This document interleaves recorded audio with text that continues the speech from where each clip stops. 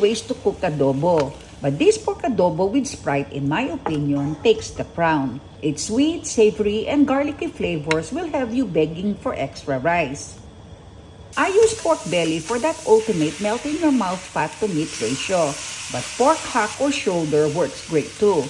Sear the meat in a hot pan until browned and renders fat. Next, toss in loads of garlic until lightly toasted and fragrant.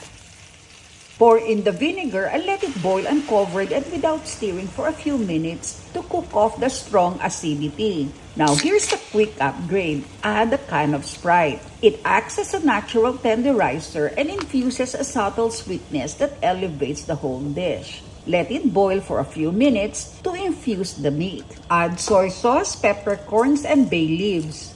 Bring to a boil, then cover and lower the heat.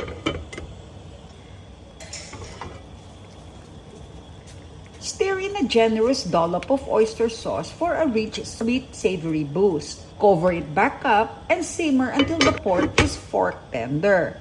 Check occasionally and add a splash of water if the liquid is drying out before the meat is fully cooked.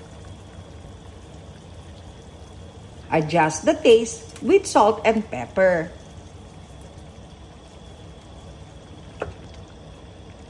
Do you like your adobo dry or saucy? You can serve it at this point or simmer it uncovered for a few more minutes until the oil starts to separate. Serve it with steamed rice for the ultimate Pinoy comfort food. Give this recipe a heart and share the video with your adobo-loving bestie. Enjoy!